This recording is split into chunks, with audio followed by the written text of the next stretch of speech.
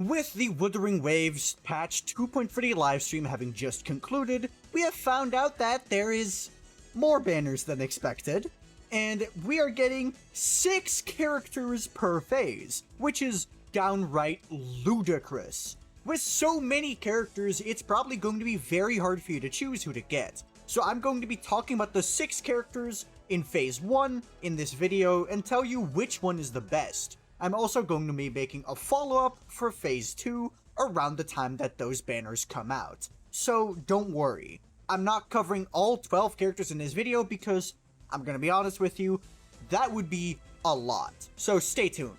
But first, I'm going to be talking about Zani, who is the new character in this phase of the patch, so obviously a lot of eyes are going to be focused on her. Zani is a Spectro main DPS character who turns Spectro Frazzle into 4 stacks that she can use to use her enhanced heavy attacks. While Zani is not out yet, I can tell from the gameplay within the stream that Zani is going to be a high AoE DPS that does not really have any issues with multi-wave, and her damage output also is most likely going to be very high, on the level of the top tier DPSs like Carlotta and Jinshi. So Zani is looking to be a very good pull, but she is far from without flaw.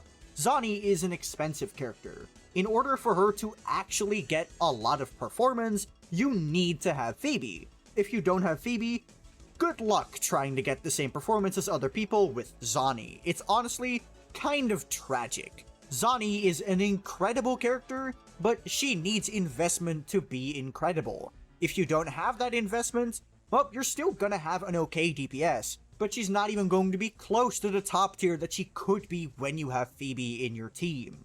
She does have some extra value, being a Spectro damage amplifier for teams with Spectro Frazzle, mainly with Phoebe at the moment. But again, that's gonna require Phoebe, so the fact that Zani is this expensive is going to lower her value a bit in my opinion. So in total, I'm going to give her an 8 out of 10. She's still an incredible DPS, and Phoebe is available at the same time as her, but do keep in mind that without Phoebe, her performance is drastically lowered. Next up is Jiyan. Our general from patch 1.0 has come back for the second time now, and he is here to prove to us that he still has the mettle to really take down enemies in his way. Jiyan is a main DPS just like Zani, and is still going to be a pretty good option for any account. Jiyan is incredible for AoE scenarios with his suction and high AoE capabilities, while still not being a slouch in single targets. While his DPS may no longer be the highest in the game, he is still very good and is able to take on any tower of adversity with relative ease. Jiyan is not a bad character yet, and I don't think he's going to be for a very long time, especially now that Whimpering Waste is out. Whimpering Waste really is just Jiyan's playground, and while he does have competition in this game mode, he is still by far one of the best characters for Whimpering Wastes. Jiyan is no slouch even after a year of existing. He also does not have the flaw that Zani has of being expensive. You still need a Verena or a Shorekeeper with him. Baizha also works, but his best support, instead of being a limited 5-star that you basically need, it is going to be a 4-star, being Mortefi. And Mortefi is almost always on Jiyan's banners, and even if he isn't, well, there's still a pretty good chance that you have a Mortefi lying around. So I'm gonna have to give Jiyan a solid 8 out of 10 here. Next up is Yinlin. Yinlin also came out in 1.0, and was, at launch, I think the most popular character in the game. And honestly, I can't blame people. Her design is definitely something that a lot of people would be attracted to. While I personally don't agree, I have to admit, Yinlin definitely has quite a fan base, but how is she in the meta? Well, I think Yinlin is a weird character. Yinlin is an Electro Rectifier sub-DPS character, who focuses on dealing large amount of coordinated attack damage. Yinlin is definitely a character who, much like Zani, needs investment, but for her it's harder to justify. You see, Yinlin currently has 2 main teams, both of which it's arguable if she's even the best or not. Well, actually for one of them it's not even arguable, she's just not the best. One of them is with Xiangli Yao. She is going to be the best teammate for Xiangli Yao when you're trying to play him as an ordinary hypercarry, no quick swaps, no nonsense. So that is definitely a very good use case. However, Xiangli Yao is not exactly a top tier carry. And also, there is good alternatives in this team. primarily Xiangli. I will say that the Xiangli Quickswap team does demand more skill than the Yinlin team, but it's still worth mentioning. If you have the skill to use Xiangli and Xiangli Yao together, Yinlin just doesn't have any value for you. And the second team is with Jinxi. Here she just straight up is not the best in slot. Maybe she's not even the second. You see, Zhezhi is the best in slot in this team. I think no one is arguing against this. And if not Zhezhi, it is Contarella. Contarella does have lower damage output than Zhezhi, as well as having a slower rotation. However, Contarella does still buff skill damage, which is Jinxi's favorite, which sadly is not done by Yinlin. However, Yinlin does deal more damage than Contarella, and she still buffs liberations, which is good. So honestly, Yinlin and Jinxi is still a good team. However, if you don't have String Master, you might as well throw the Jinxi team out of the window, because at this point, she's never going to beat a Zhezhi or a Contarella. She needs that damage to stand out, but she relies so heavily on String Master that, honestly, without it, she just doesn't even have that damage. I'm gonna have to give Yinlin a 5 out of 10. Third character on the list. Oh boy, this is never going to end. We have Zhezhi. Hey, we were just talking about her. How nice. Zhezhi is a way higher value character than Yinlin could ever be. Where Yinlin has 1, maybe 2 teams, Zhezhi has 2 teams just locked in, and then a couple of extras because why not? You see, Zhezhi is actually the best in slot support for 2 incredible DPS characters, being Jinxi and Carlotta. Jinxi is the classic one. It's the one that she was mainly paired with on release, because she has the coordinate attacks that Jinxi so very much loves, as well as 25% skill damage amplification, which Jinxi, yet again, loves. However, she also gives an additional 15 energy on her Ultra skill, which, guess what? Jinxi loves that too. And with all of that, Zhezhi also has respectable personal damage, especially with the Empyrean Anthem set.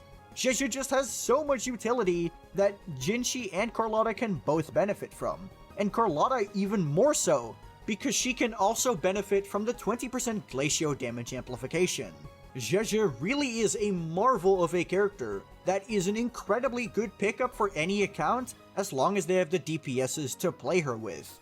Even if you don't want to play with Jinxi or even Carlotta, there are still other skill damage dealers that Zhezhi is going to be very good with. For example, if you're trying to run a hypercarry Xiangli and you don't have Brant on your account, Zhezhi is your second best bet. So overall, Zhezhi just has a tremendous amount of value as long as you play the characters that she is good with. And the characters that she is good with, primarily Jinxi and Carlotta, just so happen to be incredible DPS characters. So honestly, you can never really go wrong with a Zhezhi pickup. So for all of this, I'm going to give Zhezhi an 8.5 out of 10. Next up, we have Xiangli Yao. Xiangli Yao, most famous for the fact that he was given for free during his release patch, is still a very good DPS character. A lot of people wrote him off purely because he was free on release, but then when people started building him, they realized that Xiangli Yao really had a lot to the table. He had grouping within his burst, he had a good amount of consistent damage, and, well, he was just a good DPS and ended up being very well respected, and for good reason. He only got better over time. Not only did he receive Shorekeeper like everyone else in the game, he also received a new Echo with the Nightmare Thundering Nephis, finally giving him an Echo that isn't a complete nightmare to use, which is ironic because this Echo is literally a nightmare. And then also developments with Xiangli and Quickswap teams just rose his value more. But obviously over time better DPSs have launched. I will say that Xiangli Yao, when it comes to his teams, is a rather bit limited. Of course there is Yinlin and Xiangli like I mentioned earlier in the video, but Yinlin is a character I don't put a lot of value on, and Xiangli is a character who, I'm gonna be really honest, just isn't that easy to use for most people. So if you don't want to get either of those, your best bet is going to be Yang Yang or Sanhua. And to be fair, both of those are good characters. It's just that they are downgrades compared to whatever else you could use. But honestly, I can't really put that much slack on Xiangli Yao, because some of this is honestly just the player's fault and not his. He's also one of the easiest characters in the entire game to play. He has a ridiculously forgiving ult duration, as well as a really simple game plan. and if you're not good at dodging, well, he slows down the enemy for you. Xiangli Yao is incredibly easy to pick up, so honestly, he's just the prime candidate for DPSs if you are not good at this game. So I'm going to be giving Xiangli Yao a 7.5 out of 10. It doesn't seem that high, but considering the fact that we have such incredible characters running like Zhezhi, and also the next character I'm going to talk about, it seems fair to me. And then finally, we are going to talk about Phoebe.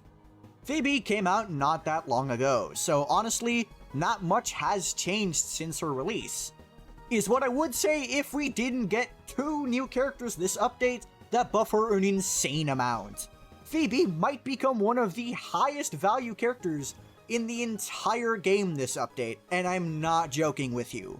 On release, she was already an incredible character, being a top tier DPS in Tower of Adversity, using an entirely free-to-play team with Sanhua and Spectral Rover, as well as just being incredibly easy to use with a simple to understand combo. Her primary issue was the fact that her multi-wave was questionable, because you needed to reapply Spectrofrazzle on enemies. But now because Shikona is able to apply Spectrofrazzle over time while she's off-field, Phoebe just straight up has no weaknesses that I can think of anymore.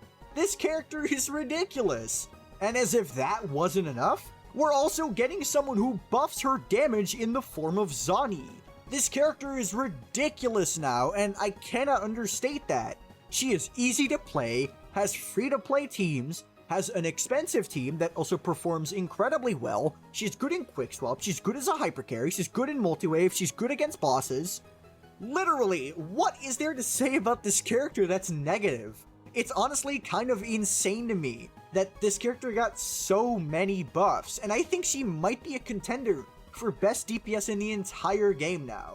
Obviously, Zani and Shikona are not out yet, and this is just me glazing her, but honestly, I cannot think about a single downside for this character. It's honestly just kind of ridiculous. And I haven't even touched the fact that she's a support for Spectrofrazzle. Everything I said before this was just about her being a main DPS. But with the release of Zani, her confession mode is finally being used, and it's the best in slot for Zani.